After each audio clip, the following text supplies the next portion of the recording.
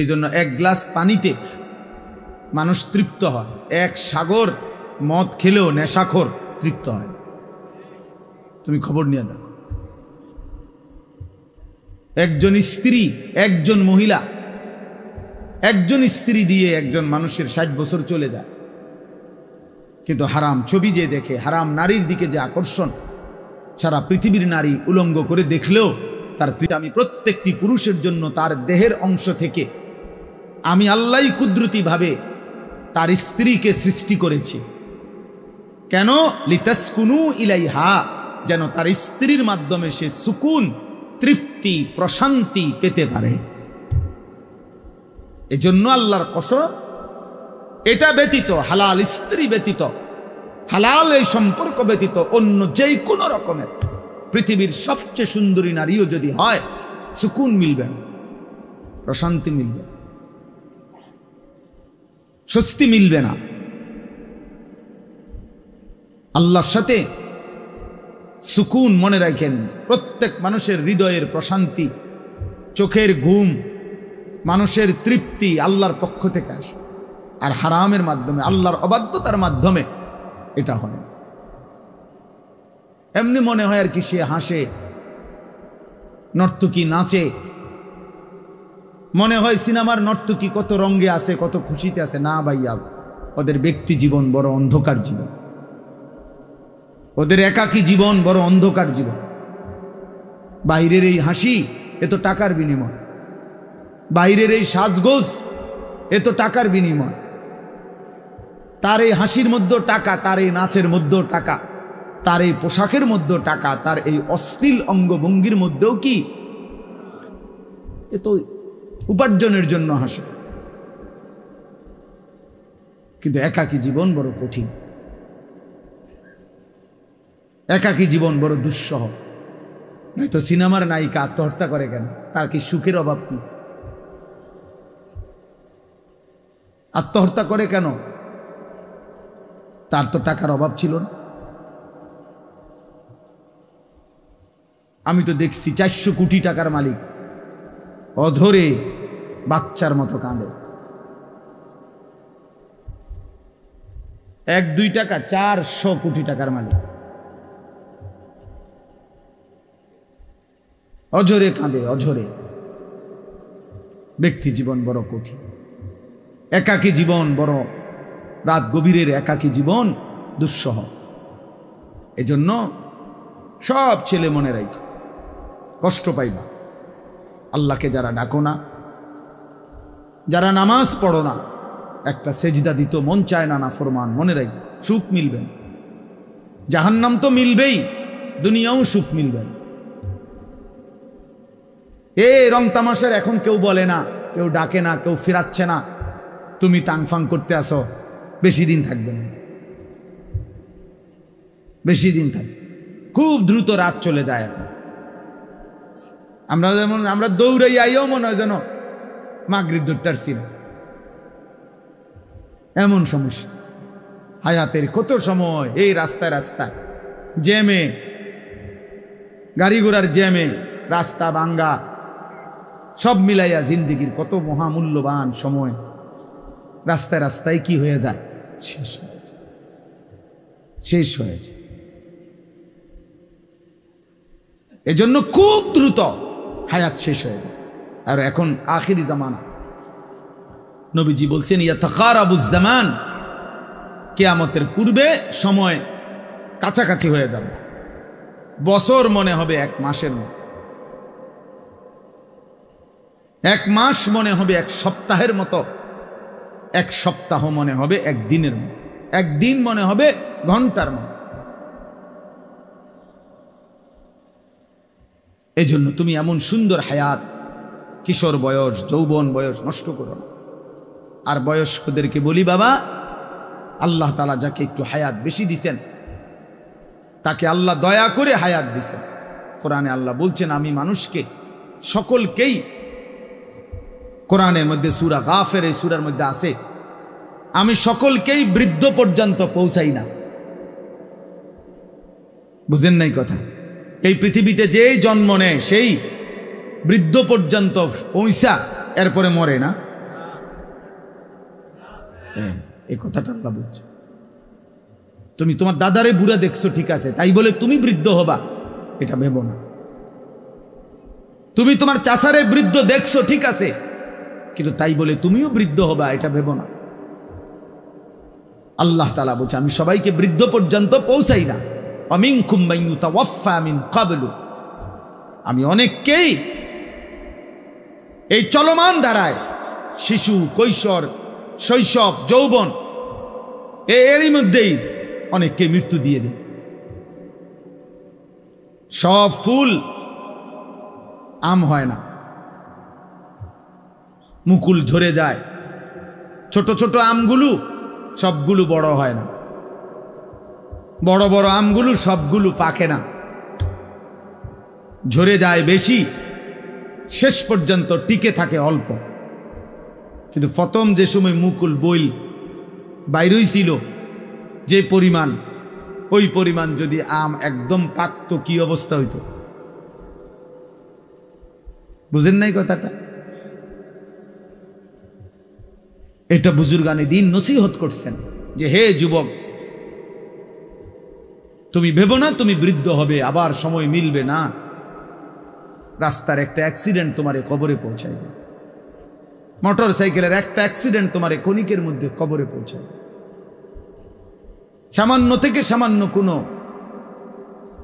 দুর্ঘটনা মালিকের ফয়সালায় তোমারে কবরে পৌঁছায় দেবে। এজন্য বেঁচে থাকাই অনিশ্চিত, মরে যাব এটাই নিশ্চিত। হয় এখন নয় তখন, হয় আজ নয় তো কাল, এই ঘন্টায় নয় তো পরের কোনো ঘন্টায়। হযরত ওমর রাদিয়াল্লাহু তাআলা আনহু বলতেন, আমরা কিতাবে পড়ছি, উনি বলতেন শোনো, প্রতিদিন ঘোষণা হয় মাতা ফুলান, মাতা ফুলান, আজ অমুকের মৃত্যু হলো, আজ অমুকের মৃত্যু হলো।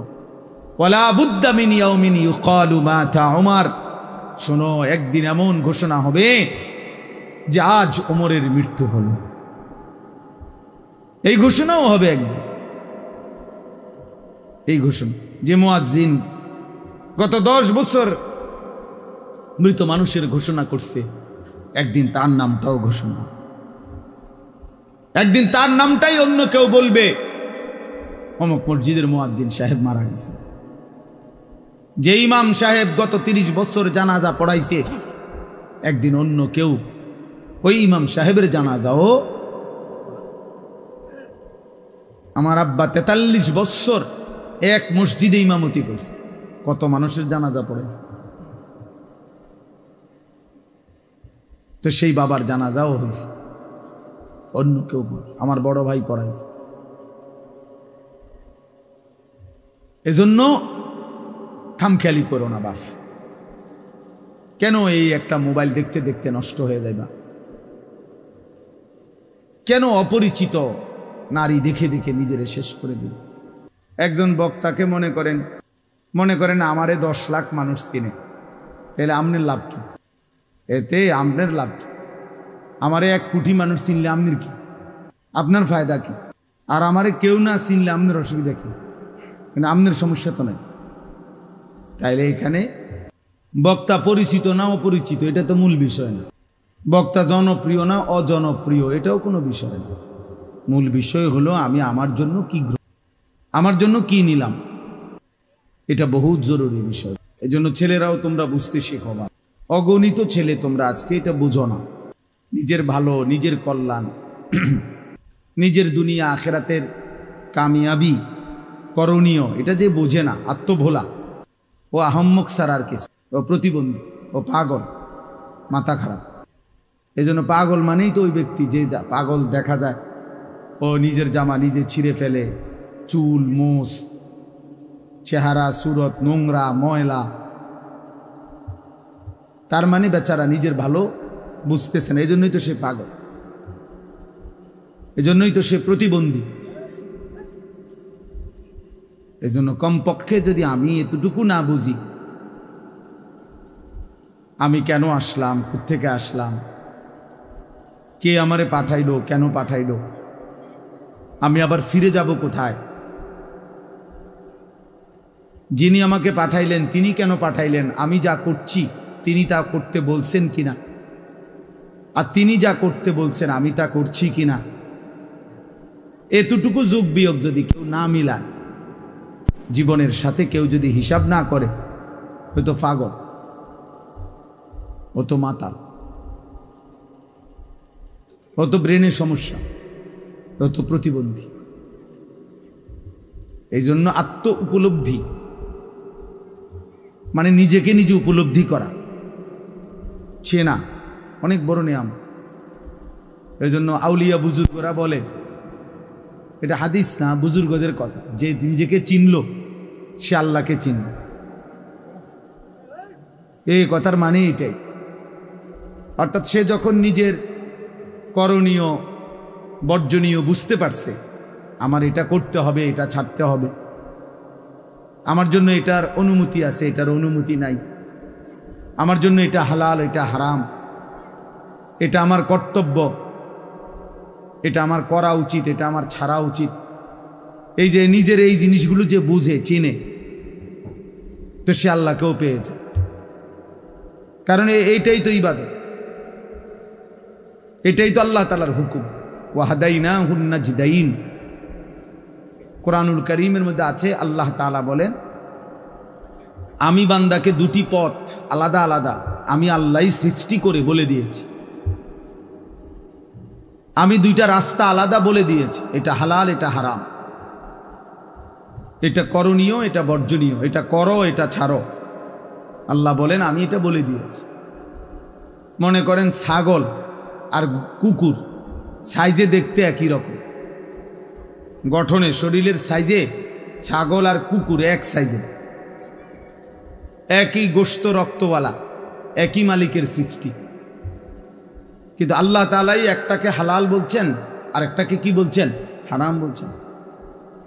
নয়তো এটা কারো মানুষের সিদ্ধান্ত। এটা ছাগল হালাল কেন আর কুকুর হারাম কেন? তো উত্তর কি?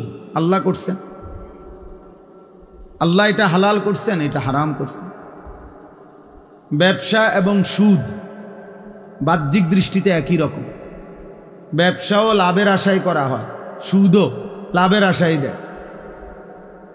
সুদ মানুষে দেয় যে, খায় যে, দেয় যে, সুদ লাগায় যে টাকা, এটা কি লাভের আশায় না লসের আশা? তো ব্যবসা করে কি আশা? তো একই তো। মক্কার কুরাইশরা এটাই বলছে, কাফেররা কোরআন শরীফ আছে, ওরা এটাই বলছে নবীজিকে, ইন্নামাল বাইউ মিসলুর রিবা, নিশ্চয়ই বেচা কিনা তো সুদের মতোই। কিন্তু নবী সাল্লাল্লাহু আলাইহি সাল্লাম আল্লাহর পক্ষ থেকে উত্তর দিছে যে না, একই না। আহাল্লাল্লাহুল বাইআ ওয়া হাররামার রিবা, আল্লাহ ব্যবসাকে হালাল করেছেন, সুদকে হারাম করেছেন। অতএব যুক্তি দিয়ে যদি বুঝেও ধরে তাইলেও আলহামদুলিল্লাহ, যদি বুঝেও না ধরে তাইলেও এটা মেনে নেওয়া আমার দায়িত্ব। আল্লাহ তাআলার সব কথা আমি না বুঝলেও আমার জন্য মানা জরুরি, পালন করা জরুরি। এটাই দিন, এটাই ঈমান, এটাই আমাদের দায়িত্ব। এজন্য মাহফিলের মূল মাকসাদ প্রত্যেকেই যেন আমরা নিজের ভালো, নিজের কল্যাণ, নিজের আখিরাত বুঝতে চেষ্টা করি। 16 বছর 18 বছর ছোট না, 14 বছর বয়সে সাহাবায়ে কেরাম যুদ্ধ করছেন। 16 বছর 17 বছর বয়সে সাহাবায়ে কেরাম পুরা যুদ্ধে অংশগ্রহণ করছেন, দুশ্মনের মোকাবেলায় লড়াই করছেন, ইসলামের বিজয় ছিনিয়ে আনছেন।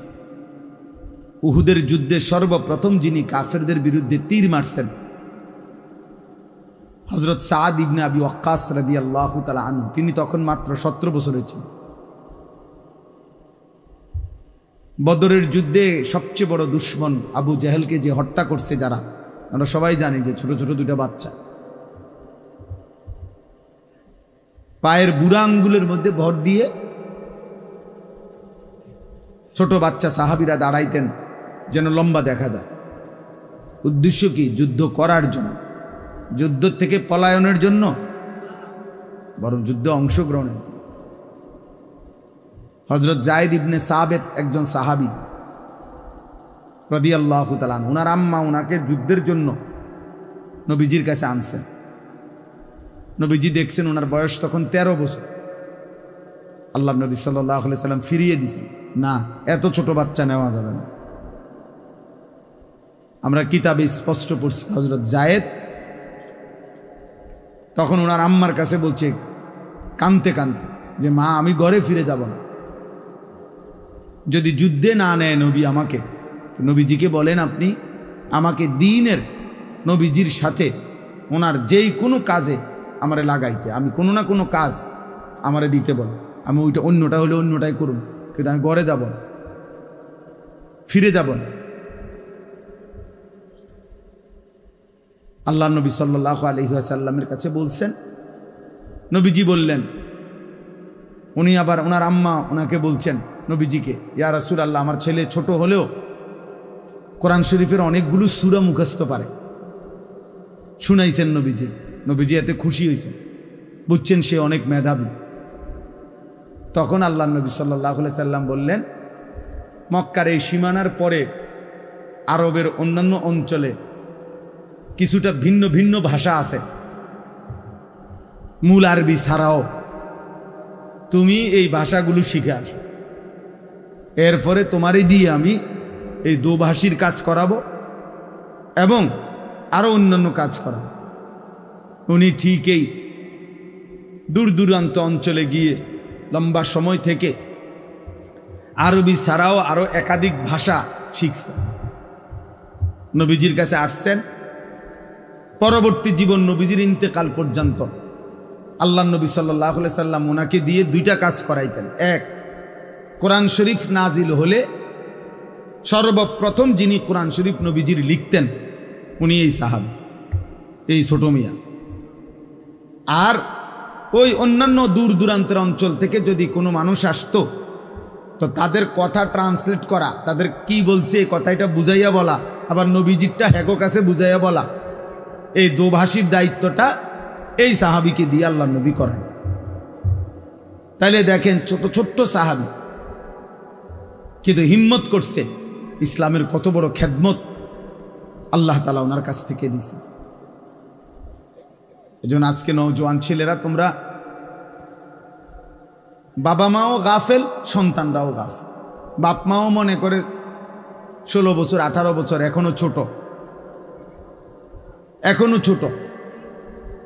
আর সন্তান নিজেও মনে করে এত অল্প বয়সে আমার করার কিছু নাই, যদি কিছু নামাজ রোজা করতেও হয় এটি বুড়া হইলে, অসল হইলে। এতে করে উম্মতের এই বড় অংশ, প্রজন্মের এই মূল যেই অংশ যুবক শক্তি সামর্থ্যের মূল অবস্থা যেটা, এই নওজোয়ান যেই কোনো, আমরা সবাই এটা বুঝি, কোরআন শরীফে আছে আল্লাহ তাআলা বলছেন মানুষকে যে তোমার 3টা অবস্থা, প্রথম তুমি দুর্বল, এরপরে তুমি সবল, এরপরে পুনরায় দুর্বল। ছোট্টবেলায় তুমি ছিলে দুর্বল, যৌবনকালেই তুমি কেবল সবল, আবার তুমি যখন বৃদ্ধ হবা, যদি হায়াত পাও, তাইলে আবারও দুর্বল। তাহলে মাঝখানে শক্তি সামর্থ্য, সবল সুস্থ কওয়াত কোরআনে আল্লাহ বলছে সেটা যৌবনকাল। তাহলে দেশ গড়া, পৃথিবী গড়া, ইসলামের খেদমত করা, আল্লাহর দ্বীনের জন্য জান বাজি রাখা, কালেমার পতাকা পৃথিবীর প্রান্তে পৌঁছানো, শেষ প্রান্তে মজলুমের পক্ষে লড়া, জালেমের বিরুদ্ধে রুখে দাঁড়ানো, ইসলামের জন্য যত ত্যাগ কোরবানি সব কিছু করতে হবে এই যৌবনকাল। এই সময়টাই মূলত করার মৌসুম ছিল পৃথিবী গড়বার। আমরা কিতাবে বারবার পড়ছি, আল্লাযীনা নাসারুর রাসূল সাল্লাল্লাহু আলাইহি ওয়াসাল্লাম ওয়া হুম শাবাব। এটা রাগ করবেন না, এটাই ইতিহাস, কিতাবে স্পষ্ট আছে। আমার কাছে এই গাড়িতে আমার এই কিতাব আছে, আমি সবসময় যে আরবি কিতাবটা পড়ি, ওখানে আছে যে আল্লাহ নবী সাল্লাল্লাহু আলাইহি সাল্লামের 23 বছরের নবুয়তের জীবনে সবচেয়ে বেশি সাহায্য ওনাকে যারা করেছেন তারা ছিলেন যুবক। ওয়াল্লাযীনা আদু, আর যারা আল্লাহ রসুলের সবচেয়ে বেশি বিরোধিতা করছেন 23 বছরে গড়ে, তারা ছিল বৃদ্ধ। বয়স্ক লোকগুলো বিরোধিতা করছে বেশি, যুবকগুলো সহযোগিতা করছে বেশি নবীজি। বলে কোনো বুড়াই সহযোগিতা করে না, হ্যাঁ করছে, মানে গড় হিসাব বললাম আর কি, বুঝেন নাই কথাটা। সব বুড়া মানুষ দুশ্মনী করছে এটা না, আবার সব যুবক পক্ষে ছিল এটাও না, কিন্তু ইসলামের কাজে সবচেয়ে বেশি সহযোগিতা করছে নবীজিকে যুবকরা। হযরত আনাস ইবনে মালিক রাদিয়াল্লাহু তাআলা আনহু বলেন, কুন্না নাগজু মা রাসূলিল্লাহ সাল্লাল্লাহু আলাইহি ওয়াসাল্লাম ওয়া নাহনু শাবাব। আমরা নবীজির সাথে প্রত্যেকটি যুদ্ধে অংশগ্রহণ করতাম আর আমরা ছিলাম যুবক। তিনি বলেন, তাহলে এই জন্য ভাইয়া মুসলমানের এই নওজোয়ান শ্রেণী যাদের বয়স 14, 16, 18, 20, 22, 25, বাবাদেরকেও বলি বাস্তবিক অর্থে তাদের দ্বারা আরো অনেক কাজ হতো, ইসলামের অনেক খেদমত হইতো, দ্বীনের অনেক কাজ ওরা করতে পারত। যুবকের কোনো রাত হয় না, যুবকের কোনো দিন হয় না। কোনো নওজোয়ান 18-20 বছর বয়সে তার আবার রাত কি দিন, সে মন চাইলে ঘুমায়, আর যদি মন না চায় সারা রাতও জাগতে পারে, এতে তেমন কোনো অসুবিধা হয়। 24 ঘন্টা লাগাতার মেহনতও যদি করে যুবক, তো যুবকে সে আবার দুর্বল হবে কেন? সে যুবক। এই জায়েদ, এই যে কিশোর সাহাবী হযরত আবু বকর রাদিয়াল্লাহু তাআলা আনহু বলছিলেন যে জায়েদ, তুমি পুরা কোরআন সংকলন করবা, পুরাটা কোরআন, সমস্ত সাহাবীদের থেকে টুকরা টুকরা কোরআনের যত লিখিত কপি আছে এগুলা সব একত্র করবা, এরপরে পরীক্ষা নিরীক্ষা করে যাচাই বাছাই করে পুরা কোরআন একসাথ করবা। তুমি পারবা কিনা? তখন হযরত জায়েদ ইবনে সাবিতের বয়স মাত্র 16 বছর। উনি বলছেন, আপনি বললে আমি একটা পাহাড়কে কাইটা আরেক জায়গায় স্তূপ দিতে পারব। পারতাম না মানে? নওজোয়ানের আবার রাত কি দিন কি? এই জন্য যুবকের কোনো রাত নাই, দিন। সে চাইলে সারাক্ষণও মেহনত করতে পারে, সে চাইলে সারাদিনও ঘুম যাইতে পারে। ইচ্ছা করছে শুয়ে রয়েছে, ওঠে না। এই জন্য ভাই প্রত্যেকের কাছে অনুরোধ, বয়স্ক বাবারা আছেন, শুধু পান, বিড়ি, সিগারেট, চা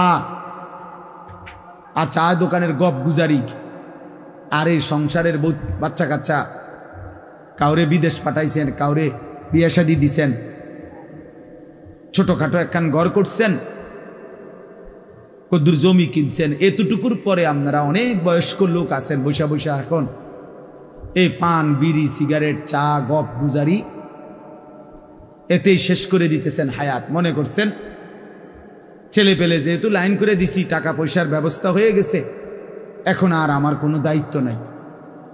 অথচ আল্লাহর কসম, একজন মুসলিম বাবা মায়ের দায়িত্ব কখনোই সন্তানের বাড়ি ঘর না।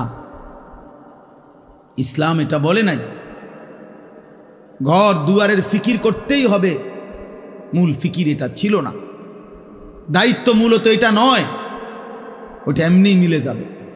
দুনিয়া যাকে যেটুক আল্লাহ দেওয়ার, এগুলো আল্লাহ তাআলা এমনিতেই দেয়, আসলেই এমনিতেই দেয়। আপনি দেখেন,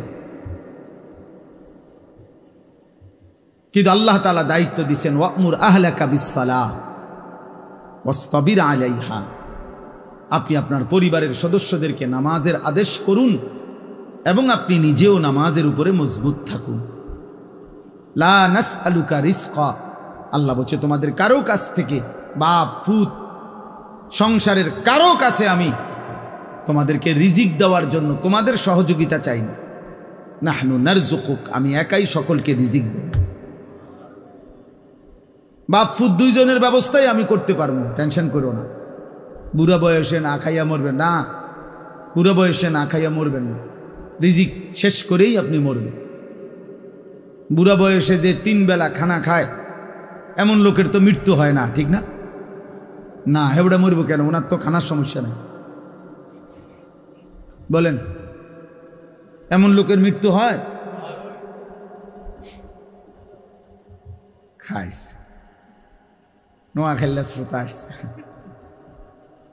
এই শ্রোতার বাড়ি হলো নোয়াখালী। কোথাকার শ্রোতা কোথায় আসছে চিন্তা করছেন? ও আমাদের মহব্বতের ভাই, ওই যে আব্দুর রহিম। আমার অনেক গুরুত্বপূর্ণ সফর, আমি আগামীকালকে বরগুনা বরিশাল যাবো 3-4 দিনের জন্য। কিন্তু শুধু এই আব্দুর রহিম এই মাহফিলের জন্য আজকে যাওয়ার, গতকাল যাওয়ার কথা, এই মাহফিলটার জন্য আমি পিছাইছি আমার এই সফর। ও আমার শায়েখ আল্লামা মুফতি মুশতাকুন নবী কাসিমি হজরতকে ভীষণ মহব্বত করে, হজরতও তাকে মহব্বত করে। এই উদ্দেশ্যেই আমাদের আশা। আল্লাহ তাআলা আপনাদেরকেও কবুল করেন। তো ভাইয়া বললাম এটা জরুরি বুঝা। আল্লাহ তাআলা বলছেন, বান্দা আমি রিজিকের ফিকির করব, তুমি নামাজের ফিকির করো। তোমারে আমি দায়িত্ব দিলাম যে তুমি তোমার পরিবারের সদস্যদেরকে নামাজের আদেশ করো। আর আমরা এর উল্টাটা বলি, জি ফুতেরে যার যা দরকার হুজুর সব করে দিছি, অন যদি নামাজ রোজা না করে, আল্লাহ খোদা না মানে, আমি কি করব? এবারটা কয় এটা আল্লাহ এটা নিয়ে বলতে বলছে আপনাকে। তাহলে আল্লাহ বলল কি, আমনে কোন কি? আপনি কি বলেন? লম্বা ঘন্টার পর ঘন্টা বেফিকির, এটা ঠিক না। অফিস সামা ইরিজকুকুম ওয়া মা তুআদুন, আল্লাহ বলছে তোমাদের প্রত্যেকের রিজিক আসমানে, আরশে মালিকের হাতে। হ্যাঁ হ্যাঁ, বাইরের মাইক বন্ধ। তো এই জন্য এটা জরুরি বাবা। ছেলেরা তোমরাও মনে রাখো বাপ, আমি আমার যে আয়াতগুলো পড়ছি আমি এগুলা তর্জমা বলতে চাই শুরুতে, এই জন্য এগুলা বলে নিলাম। এই যে কয়জন ছেলে তোমরা পড়ছো বাবা, তোমাদের কাছে আমার একটা বিশেষ কথা হলো, বারবার আসা কঠিন বাবা, আর যদি কোনোদিন না আসি তো একবারই বললাম, মনে রাখো বাপ, যদি তোমার বাবা মা তোমার কোনো যত্ন নাও নেয় ঈমান ইসলামের আখেরাতের বিষয়, তারপরেও নিজে নষ্ট করো না। তোমারেও আল্লাহ তাআলা বুঝ দিছেন, আকল দিছেন। শেষ পর্যন্ত হাসরের মাঠে তোমার বাবাও তোমার পাশে থাকবে না, তুমিও তোমার বাবার পাশে থাকবে না। তোমার মা তোমার পাশে থাকবে না, তুমিও তোমার মায়ের পাশে থাকবে না। তোমার স্ত্রী তোমার পাশে থাকবে না, তুমিও তোমার স্ত্রীর পাশে থাকবে না। ইয়াউমা ইয়াফিরুল মারউ মিন আখিহি ওয়া উম্মিহি ওয়া আবিহি ওয়া সাহিবাতিহি ওয়া বানি।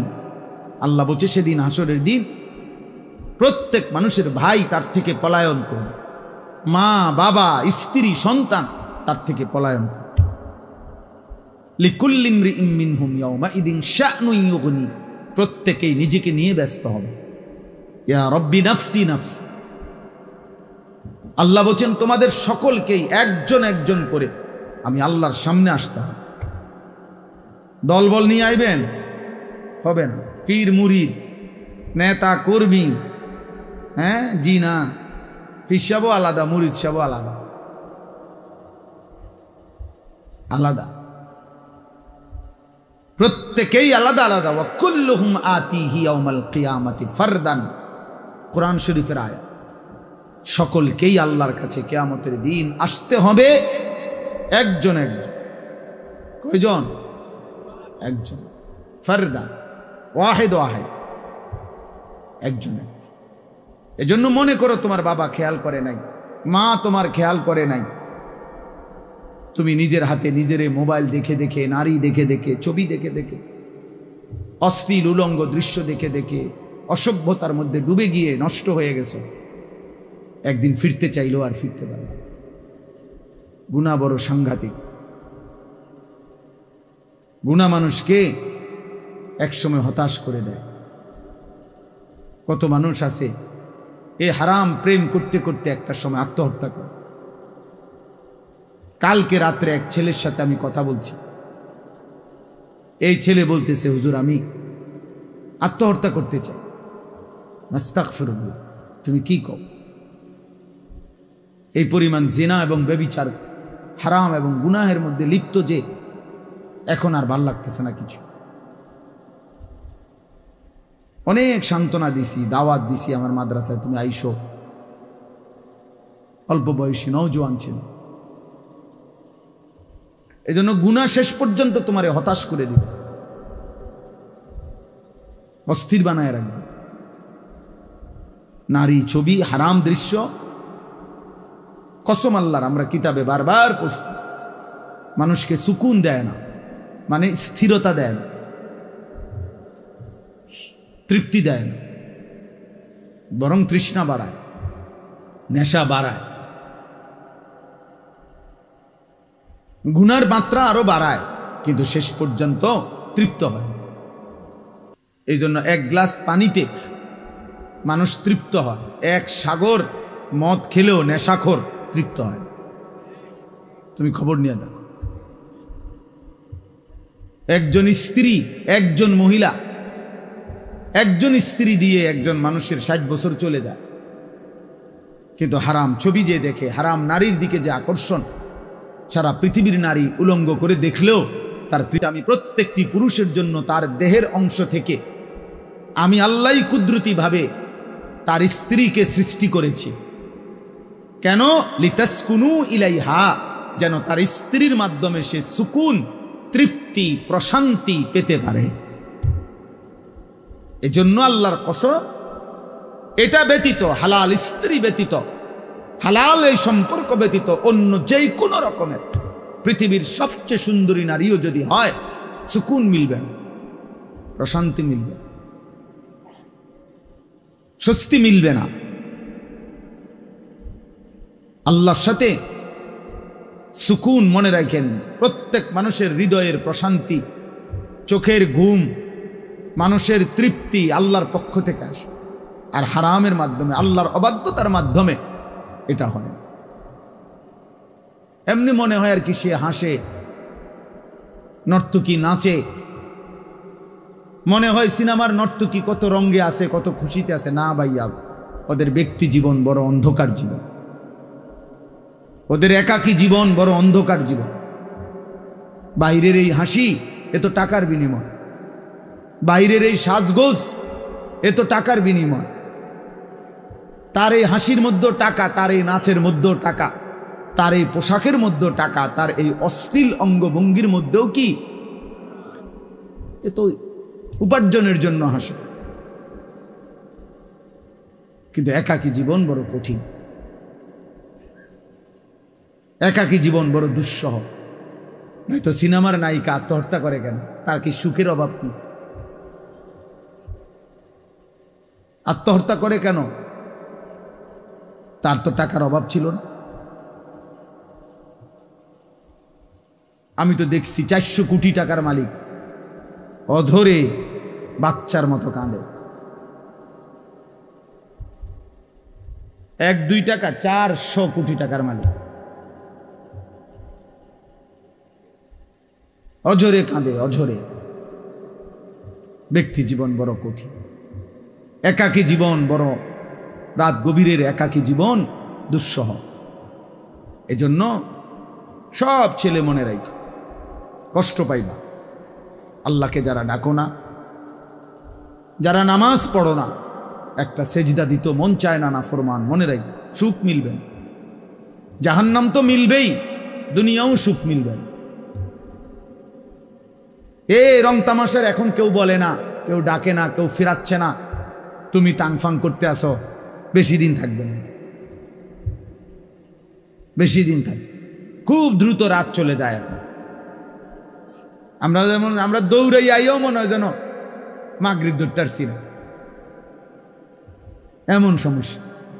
হায়াতের কত সময় এই রাস্তায় রাস্তায় জ্যামে, গাড়ি ঘোড়ার জ্যামে, রাস্তা ভাঙ্গা, সব মিলাইয়া জিন্দিগির কত মহামূল্যবান সময় রাস্তায় রাস্তায় কি হয়ে যায়, শেষ হয়ে যায়, শেষ হয়ে যায়। এজন্য খুব দ্রুত হায়াত শেষ হয়ে যায়। আর এখন আখিরি জামানা, নবীজি বলছেন ইয়াতাকারাবুজ জামান, কিয়ামতের পূর্বে সময় কাছাকাছি হয়ে যাবে। বছর মনে হবে এক মাসের মতো, এক মাস মনে হবে এক সপ্তাহের মতো, এক সপ্তাহ মনে হবে এক দিনের মতো, একদিন মনে হবে ঘন্টার মতো। এজন্য তুমি এমন সুন্দর হায়াত, কিশোর বয়স, যৌবন বয়স নষ্ট করো না। আর বয়স্কদেরকে বলি, বাবা, আল্লাহ তাআলা যাকে একটু হায়াত বেশি দিছেন তাকে আল্লাহ দয়া করে হায়াত দিছেন। কোরআনে আল্লাহ বলছেন, আমি মানুষকে সকলকেই, কোরআনের মধ্যে সূরা গাফির, এই সূরার মধ্যে আছে, আমি সকলকেই বৃদ্ধ পর্যন্ত পৌঁছাই না। বুঝেন নাই কথা? এই পৃথিবীতে যেই জন্ম নেয় সেই বৃদ্ধ পর্যন্ত পৌঁছা, এরপরে মরে না। এই কথাটা আল্লাহ বলছে। তুমি তোমার দাদারে বুড়া দেখছো, ঠিক আছে, তাই বলে তুমি বৃদ্ধ হবা এটা ভেবো না। তুমি তোমার চাচারে বৃদ্ধ দেখছো, ঠিক আছে, কিন্তু তাই বলে তুমিও বৃদ্ধ হবা এটা ভেবো না। আল্লাহ তাআলা বলছে, আমি সবাইকে বৃদ্ধ পর্যন্ত পৌঁছাই না। আমিনকুম মান ইউতাওয়াফা মিন ক্বাবলু, আমি অনেককেই এই চলমান ধারায়, শিশু, কৈশোর, শৈশব, যৌবন, এরই মধ্যেই অনেককে মৃত্যু দিয়ে দেয়। সব ফুল আম হয় না,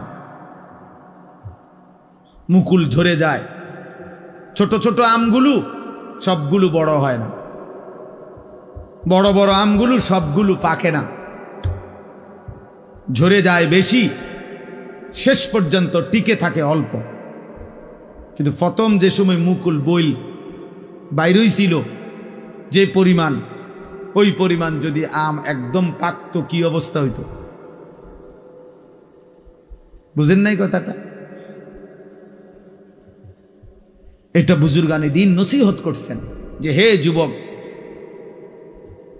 তুমি ভেবো না তুমি বৃদ্ধ হবে, আবার সময় মিলবে না। রাস্তার একটা অ্যাক্সিডেন্ট তোমারে কবরে পৌঁছায় দেবে, মোটর সাইকেলের একটা অ্যাক্সিডেন্ট তোমারে ক্ষণিকের মধ্যে কবরে পৌঁছায় দেবে। সামান্য থেকে সামান্য কোনো দুর্ঘটনা মালিকের ফয়সালায় তোমারে কবরে পৌঁছায় দেবে। এজন্য বেঁচে থাকাই অনিশ্চিত, মরে যাব এটাই নিশ্চিত। হয় এখন নয় তখন, হয় আজ নয় তো কাল, এই ঘন্টায় নয় তো পরের কোনো ঘন্টায়। হযরত ওমর রাদিয়াল্লাহু তাআলা আনহু বলতেন, আমরা কিতাবে পড়ছি, উনি বলতেন, শোনো, প্রতিদিন ঘোষণা হয়, মাতা ফুলান, মাতা ফুলান, আজ অমুকের মৃত্যু হলো, আজ অমুকের মৃত্যু হলো। ওয়ালা বুদ্দা মিন ইয়াউমিন ইউকালু মাতা ওমর, শোনো, একদিন এমন ঘোষণা হবে যে আজ ওমরের মৃত্যু হলো। এই ঘোষণাও হবে একদিন। এই ঘোষণা যে মুয়াজ্জিন গত 10 বছর মৃত মানুষের ঘোষণা করছে, একদিন তার নামটাও ঘোষণা, একদিন তার নামটাই অন্য কেউ বলবে, অমুক মসজিদের মুয়াজ্জিন সাহেব মারা গেছে। যে ইমাম সাহেব গত 30 বছর জানাজা পড়াইছে, একদিন অন্য কেউ ওই ইমাম সাহেবের জানাজাও। আমার আব্বা 43 বছর এক মসজিদে ইমামতি করছে, কত মানুষের জানাজা পড়াইছে। তো সেই বাবার জানাজাও হয়েছে, অন্য কেউ, আমার বড় ভাই পড়াইছে। এজন্য খামখেয়ালি করো না বাপ। কেন এই একটা মোবাইল দেখতে দেখতে নষ্ট হয়ে যাইবা? কেন অপরিচিত নারী দেখে দেখে নিজেরে শেষ করে দিল? ওই নারী তো রাস্তার নারী, বেহায়া বেপর্দা নারী। আপনারা যারা আছেন উপার্জন করেন, আপনি কেন হারাম খাচ্ছেন? এই পৃথিবীর কোনো হারামখোরও তো তার পরিবারের সব চাহিদা পূরণ করতে পারে না। আপনি পারবেন কেন? কেন সুদ খান? কেন কিস্তি নেন? কেন হারাম খান? ওজনে কম দেন, মিথ্যা বলেন, বাটপারি করেন, অবৈধ উপার্জন করেন, বলেন হারামখোর। কই এই পর্যন্ত একটা নাফরমানের, একটা হারামখোরের প্রমাণ দেখান পৃথিবীতে যে উনি ওনার জীবনের সব চাহিদা পূরণ করে গেছে? আছে কোথাও কেউ?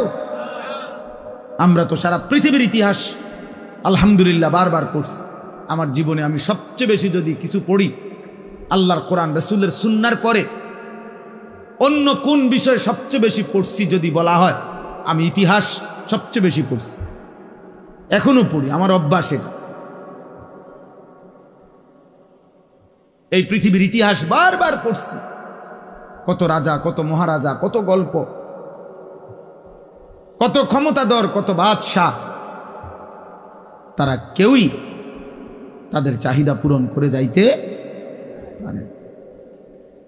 বাদশাহ ইস্কান্দার বলা হয় যে উনি দিগ্বিজয়ী বাদশাহ ছিলেন।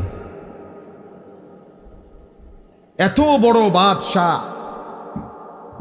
সারা পৃথিবীব্যাপী যারা বাদশাহী করছেন, উনি মৃত্যুর পূর্বে ওনার খাদেমকে বলছিলেন যে আমার মৃত্যুর পরে তোমরা আমার লাশ কাফনের কাপড় পরাইয়া আমার দুইটা হাত খালি রাখবা, কাফনের কাপড় থেকে আলাদা রাখবা, আর আমার লাশটা খাটের মধ্যে করে এরপরে পুরা রাজধানীটা লাশটা আমার ঘুরাইবা, আর দুইটা হাত যেন খালি থাকে, মানে কাফনের কাপড়ের বাইরে থাকে, এমনি ঘুরাইয়া নিবা, নিয়া এরপরে দাফন করে। তো লোকেরা দেখছে ওনারে এভাবে ঘুরাইয়া নিছে। তো ওই জামানার যারা বুজুর্গ আল্লাহর প্রিয় বান্দারা ছিলেন তারা চিৎকার দিয়া অঝরে তখন এই দৃশ্য দেখে কাঁদতে শুরু করছে। তো লোকেরা জিজ্ঞাসা করছে, হুজুর আপনারা কাঁদেন কেন? বলছে, হায় শোনো, সিকান্দার, বাদশাহ ইস্কান্দার বুঝায় গেল যে আমার মতো দিগ্বিজয়ী বাদশাহ আজ যখন কবরে যায় খালি হাতে,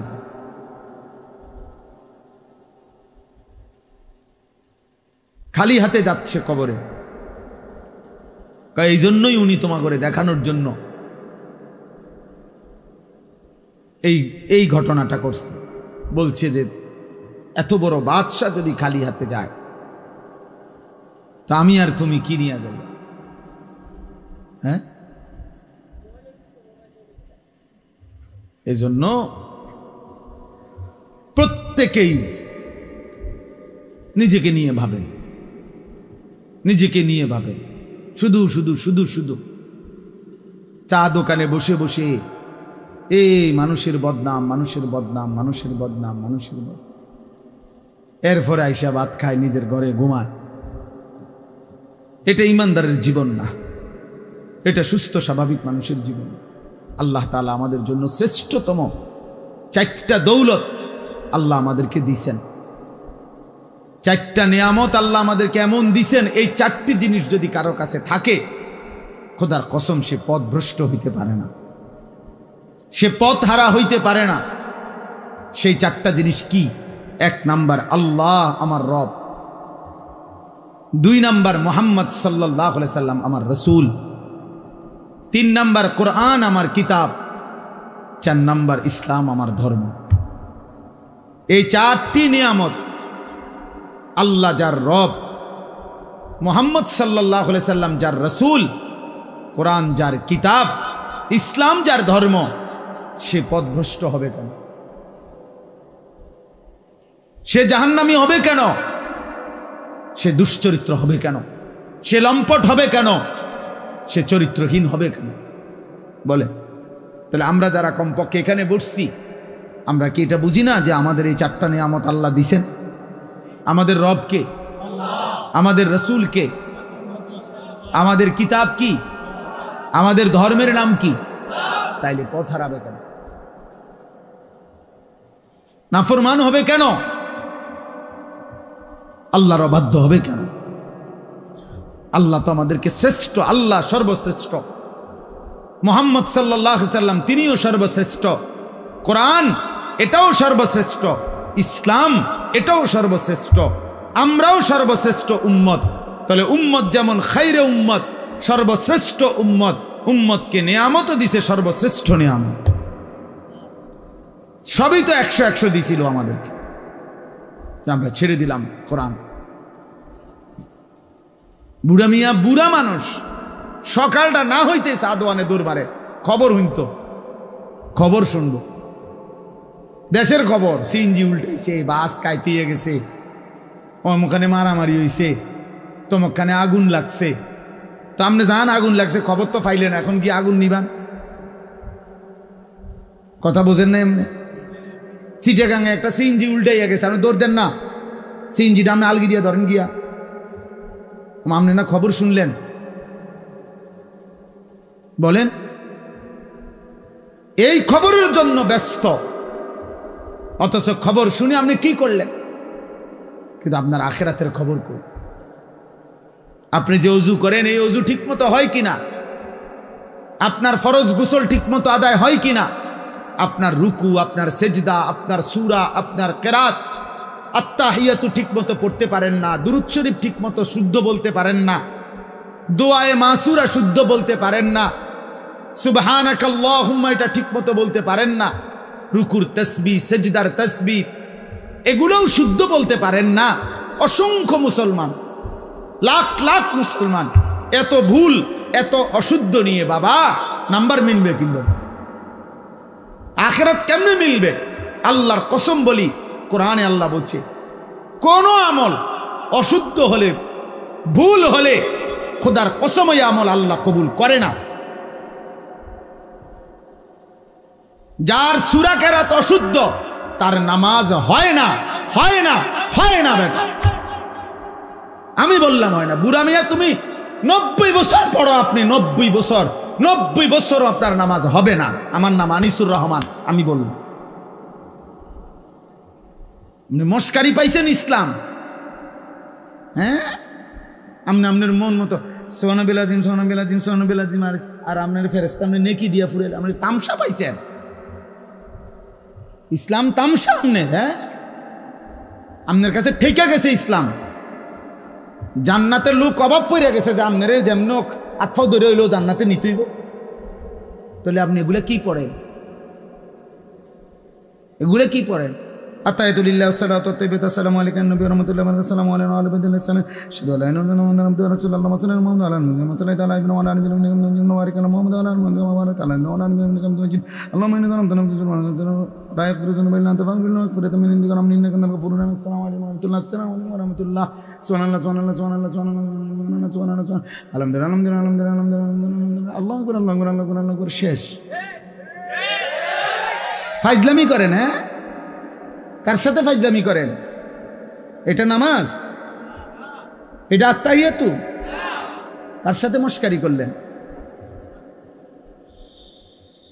হ্যাঁ, বেহেশত আমাদের মামুর বাড়ি, হাসরের মাঠ, ফুটবল খেলার মাঠ।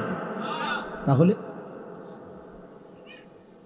১৬ লক্ষ আম্বিয়া, আদম থেকে মুহাম্মদ সাল্লাল্লাহু আলাইহি ওয়াসাল্লাম পর্যন্ত, সমস্ত নবীরা পর্যন্ত যেই মাঠের ভয়ে দুনিয়ার হায়াতে আল্লাহর কাছে কাঁদছেন, চোখের পানি ফেলছেন, ওই মাঠের নাম হাসরের মাঠ। আপনি এটা মস্কারি মনে করছেন? নবী সুপারিশ করবে 100 বার সত্য, আল্লাহর নবী সাল্লাল্লাহু আলাইহি সাল্লাম সুপারিশ করবেন। কিন্তু প্রশ্ন হলো, আপনারা একজন বলেন এখানে, আপনার বিবেক কি বলে যে নবী বলছে উম্মত তুমি মৃত্যু পর্যন্ত বিড়ি খাইতে খাইতে আইবা, আর হাসরের ময়দানে আমি সুপারিশ করে তোমারে বেহেশত দেবো? এই তো না সুপারিশ মানে, এই তো। নবী বলছে উম্মত তুমি মৃত্যু পর্যন্ত সুদ খাইবা, কিস্তি লইবা, তোমার কিস্তি তোমার মরার পরে তোমার ফুতাইতে সুদ করব, তোমার সুদের টাকা তারা সুদ করব, তুমি শুধু কবরে আসবা, আমি নবী সুপারিশ করে বেহেশত দিয়ে দেব। এই তো নবী বলছে নাকি? সুপারিশের মানে এই?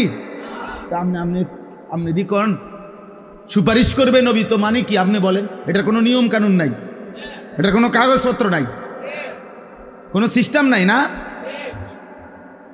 আপনারে বলছে মৃত্যু পর্যন্ত আপনি বাটফারি করতে থাকেন, আপনি চুরি করেন, আপনি ওজনে কম দেন, আপনার মৃত্যু পর্যন্ত আপনার ঘরে টেলিভিশন চলুক, মৌত পর্যন্ত আপনার বউ বেপর্দা, আপনার ফুতের বউ বেপর্দা, আপনার ছেলেও ফজর পড়ে না, মেয়েও ফজরের নামাজ পড়ে না, ঘরের একটা নাফরমানও ফজরের নামাজ পড়ে না। আরে নাফরমান, এই অবস্থায় কবরে গিয়া মুক্তি মিলবে কিভাবে? সুপারিশ কি মামুর বাড়ি? হ্যাঁ, হাউজে কাউসারের ফানি এটা কি সাফ কলের ফানি? জ্ঞান সিপ দিলে ফানি এলাও, এটার কোনো নিয়ম নাই। হাউজে কাউসার আপনার মামার বাড়ি, আপনি গেলেই আপনারা পানি দিয়ে দিবে। হ্যাঁ, কেউ আমল নামা দেখবে না? বলেন ইকরা কিতাবাক, রব্বুল আলামিন বলবে বান্দা নিজের আমল নামা তুমি পড়ো, আগে পড়ো। কাফা বিনাফসিকাল ইয়াউমা আলাইকা হাসিবা, আল্লাহ বলে তোমার হিসাবের জন্য তুমি যথেষ্ট, হিসাব করো, তুমি ফয়সালা করো বান্দা নেকি কেমন গুনাহ কেমন, মিথ্যা বলেছো কয়টা, সত্য বলেছো কয়টা, যোগ বিয়োগ করো। তোমার বেহেশত না দোজখ তুমি তো বুঝবা, হিসাব লাগাও।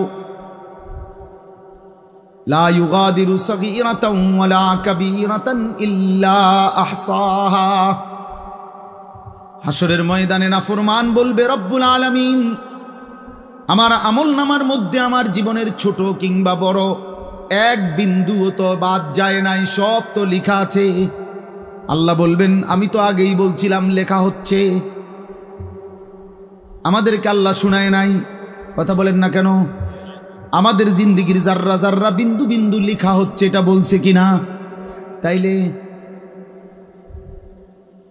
ওমা ইয়াযুবু আর রাব্বিকা মিন মিসকালি যাররাহ, আল্লাহ বলেন তোমাদের জীবনের এক জাররা বিন্দু আল্লাহর থেকে আড়াল না। আল্লাহ দেখে না কখন? আল্লাহ দেখে না কখন? আল্লাহ ঘুমায় কখন? আল্লাহ বিশ্রাম করে কখন? অবসর নেয় কখন? ভুলে যায় কখন? হারিয়ে ফেলে কখন? আয়াহসাবু আল্লান ইয়াকদিরা আলাইহি আহাদ, আল্লাহ বলে বান্দা তুমি কি ভেবেছো তোমার উপরে কারো কোনো ক্ষমতা নাই? কি ভেবেছেন?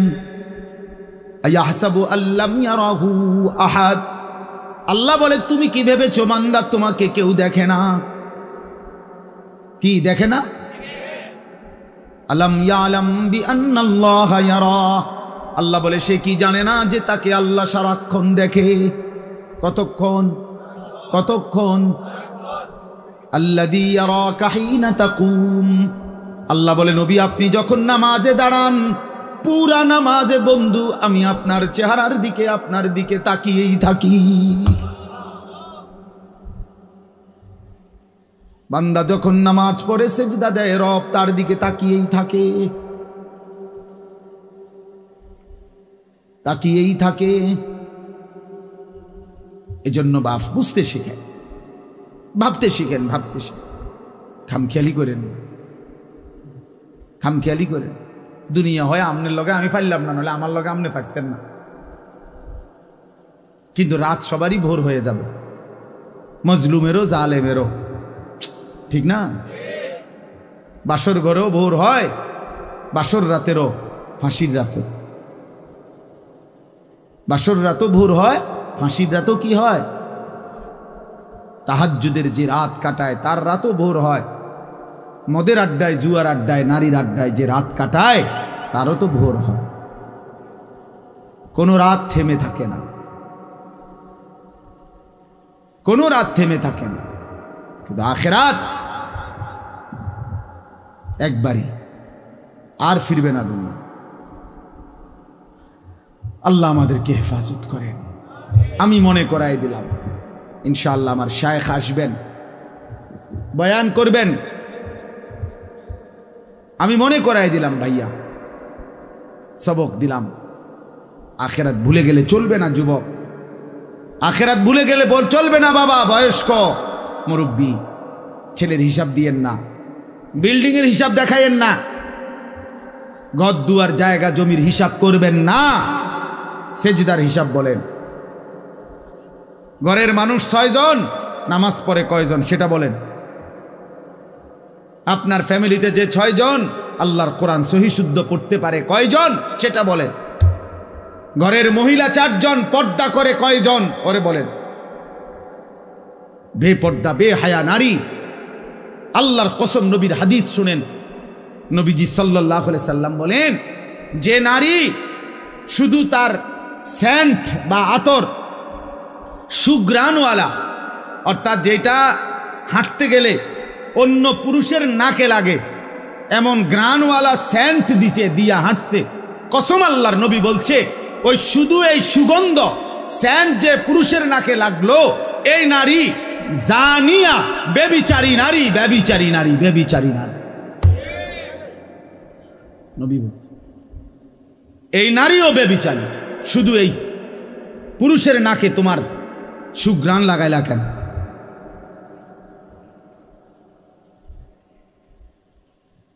তো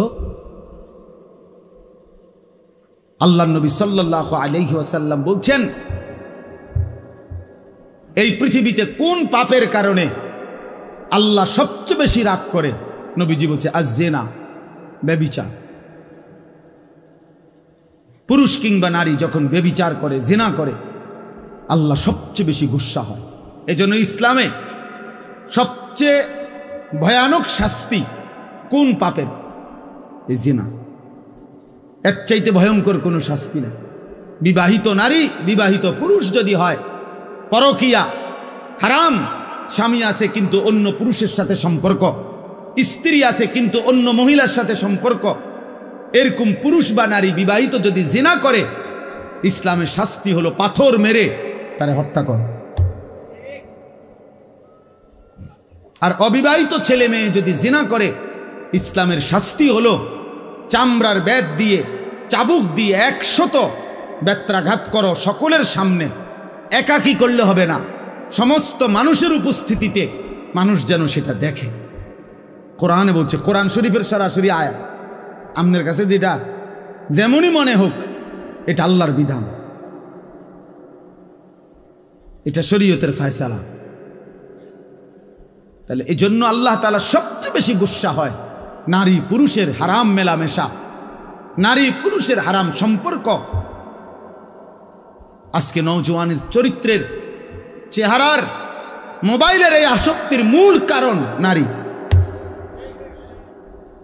ক্লাস 8-এ পড়ো, মেট্রিকে পড়ো বেটা, 24 ঘন্টা মোবাইল লইয়া বসে থাকো, কি করো আমরা বুঝি না?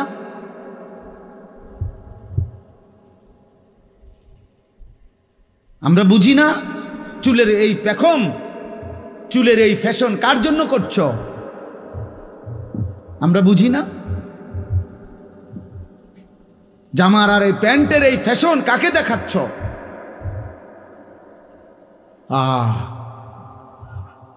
কি বুঝার তাও জানে না, কি ভুলে গেছে তাও ভুলে গেছে। আমার শায়েখ আল্লামা মুফতি মুশতাকুন নবী কাসিম হুজুর বলে, এটা ভুল না ভি ভুল গিয়া, ভুলে গেছে যে তাও ভুলে গেছে। আল্লাহ আমাদেরকে হেফাজত করে। আমরা রাসূলুল্লাহ সাল্লাল্লাহু আলাইহি ওয়াসাল্লামের মতো শ্রেষ্ঠতম নবী, কোরআনে এই আয়াতটা এই জন্যই শুধু পড়ছি। মক্কার কুরাইশরা বলতো নবীজিকে, নাউজুবিল্লাহ, পাগল। আল্লাহ তাআলা ওয়াদা করছে, কসম করছে যে বন্ধু আমি কসম করে বলছি, মা আনতা বিনিআমাতি রাব্বিকা বিমাজনুন, আপনার উপরে 24 ঘন্টা আমার নেয়ামত বর্ষিত হয়, এমন নেয়ামত প্রাপ্ত বন্ধু আমার, আপনি পাগল হইতে পারেন না। ওয়া ইন্না লাকা লাআজরান গায়রা মামনুন, আল্লাহ বলছে বন্ধু আপনি ধৈর্য ধরেন। আপনাকে যে যত মন্দ বলে, প্রত্যেকটা মন্দের জবাবে আমি আপনাকে হিসাব ছাড়া অফুরন্ত পুরস্কার প্রতিদান দিতেই থাকব। এরপরে আল্লাহ বলছেন, এই আমার শেষ কথা শোনো যুবক, ওয়া ইন্নাকা লাআলা খুলুকিন আযীম, আল্লাহ বলছে বন্ধু ফারে চ্যালেঞ্জ করলাম আপনাকে, আমি আল্লাহই সর্বশ্রেষ্ঠ সুমহান সর্বোচ্চ উত্তম চরিত্রে দিয়ে সাজিয়েছি, পাঠিয়েছি। এবার আমি আল্লাহ পৃথিবীবাসীকে চ্যালেঞ্জ করছি যে তোমরা যে আমার বন্ধুকে যে যাই বলছো, আমি আল্লাহ চ্যালেঞ্জ করলাম, যদি হিম্মত হয় তোমরা আমার রাসূলের 63 বছরের জীবনে একটা সেকেন্ডের উপরে তোমরা দেখো, পরীক্ষা করো, 1 সেকেন্ডের উপরে একটা লাল কালির দাগ বসানো যায় কিনা। গত 1450 বছরে এই পৃথিবীর কেউ পারেনি। নবীর 1 সেকেন্ডের উপরে কোনো একটা লাল কালির দাগ বসাইতে পারে, নবীজির একটা নিঃশ্বাসের উপরে কেউ দাগ বসাইতে পারে নাই যে মুহাম্মদ আরবির এই আচরণটা সুন্দর হয় নাই, উত্তম হয় নাই, এমন নাই। বরং আমরা কিতাবের মধ্যে পড়ছি যত উত্তম গুণ আছে সব উত্তম গুণকে যদি বলা হয় আকৃতি ধারণ করো, যেমন বিনয়, সাহসিকতা, ধৈর্য, তাকওয়া, মনে করেন এগুলো উত্তম গুণ। যত উত্তম গুণ আছে সব উত্তম গুণকে যদি বলা হয় আকৃতি ধারণ করো, তাহলে যেই আকৃতিটা আসবে বারবার সেই আকৃতিটাই হচ্ছে মুহাম্মদুর রাসূল সাল্লাল্লাহু আলাইহি ওয়াসাল্লাম। বিনয়ে যিনি সেরা তিনি মুহাম্মদ, চরিত্রে যিনি সেরা তিনি মুহাম্মদ, ধৈর্যে যিনি সেরা তিনি মুহাম্মদ, সাহসিকতায় যিনি সেরা তিনি মুহাম্মদ, লজ্জায় যিনি সেরা তিনি মুহাম্মদ, তাওয়াক্কুলে যিনি সেরা তিনি মুহাম্মদ, ইয়াকিনে যিনি সেরা তিনি মুহাম্মদ। সব রঙে, সব ঢঙে, সব গুণে, বাহ্যিক চেহারায় আর আত্মিক গুণে সব কিছুতেই তিনি শ্রেষ্ঠ। আঁচে খুবা হামা দারান তু তনহা দারি। আল্লামা ইকবাল বলছে নবী সোয়া লাখ আম্বিয়ার যত গুণ একা যদি আপনার মাঝে খুঁজি আপনি সব, আপনি একাই সব।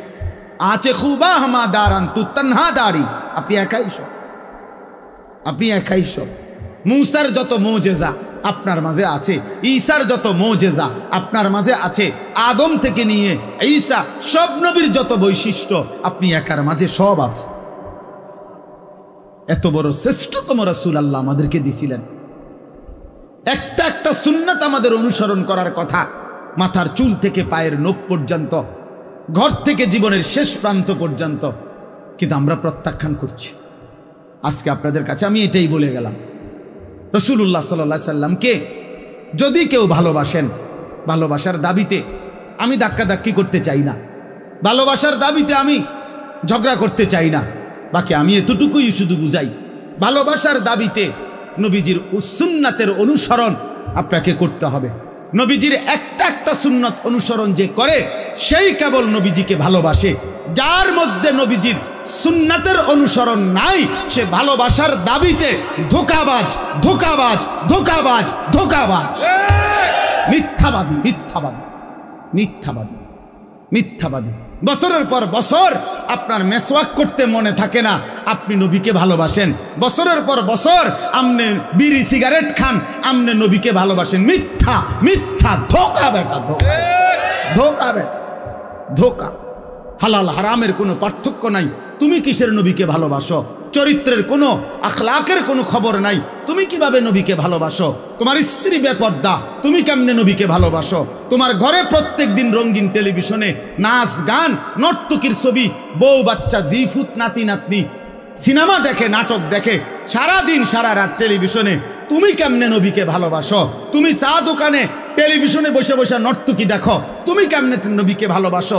কথা বললেই গালি ছাড়া কথা বলতে পারো না, তুমি কেমনে নবীকে ভালোবাসো? এরা সব মিথ্যা দাবিদার, মিথ্যা দাবিদার। শতভাগ সুন্নাত যার মধ্যে আছে, আখলাক যার মধ্যে আছে, ঈমান ইসলামের পাবন্দি যার মধ্যে আছে, সেই রসুলের আশেক, সেই রসুলের প্রেমিক, সেই নবীকে ভালোবাসে। যদি বলেন আমার মধ্যে কম আছে, আমার যেটা কম আমারও দায়িত্ব সেটা ঠিক করা, আপনার যেটা কম আপনারও দায়িত্ব এটা ঠিক করা। কথা বুঝেন নাই? আপনি এই কথা বলিয়ে হালাই দিল তো না যে আরে কত হুজুরও তো দেখছি উল্টা ফাল্টা, উল্টা ফাল্টা হোক, আপনি ঠিক করেন। কথা বোঝেন নাই আমার?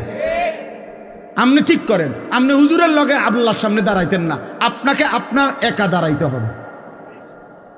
অতএব এটা বললে আপনি পার পাইতেন না। দুনিয়া আপনি গাছ জোর দেখাইলে হবে না, আখেরাত, আখেরাত আসল বিষয় কি বলেন না? আখেরাত। ऐसे राहे या वैसे राहे वहाँ देखना फिर कैसे राहे। এভাবে থাকেন আর ওইভাবে থাকেন, আসল বিষয় হলো ওখানে কেমন থাকবে। অতএব এই দুই কথা শেষ, আমার কথা শেষ। এক নাম্বার আমি বলছি, কিশোর যুবক ভাই, নিজের আখলাক, নিজের আখেরাতের কথা ভাইব, নষ্ট হইও না। বয়স্ক বাবাদেরকে বলছি, আপনারা নিজের এবং পরিবারের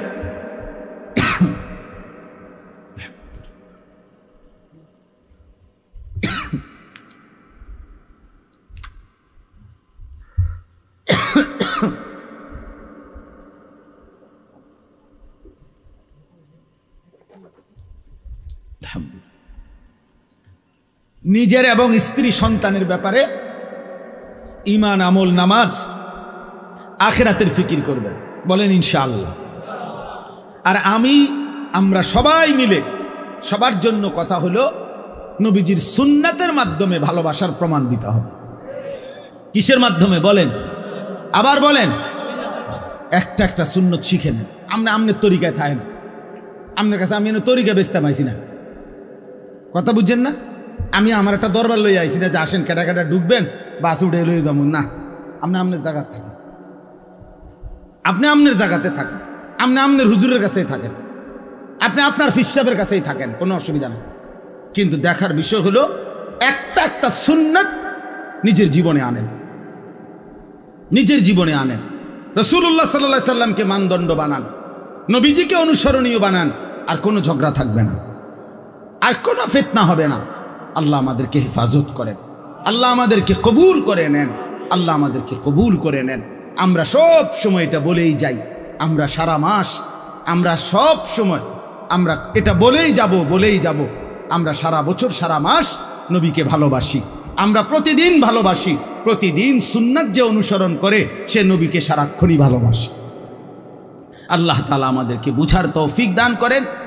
সবাই মিলে হাতে ধরা যতগুলো মোবাইল আছে এগুলো বন্ধ করে ফেলতে হবে। একজনও মোবাইল হাতে ধরে রেখে ভিডিও বা রেকর্ড করা যাবে না। পাঞ্জাবিওয়ালাও না, পাঞ্জাবি ছাড়াও না, টুপিওয়ালাও না, টুপি ছাড়াও না, কারোর জন্যই অনুমতি নেই।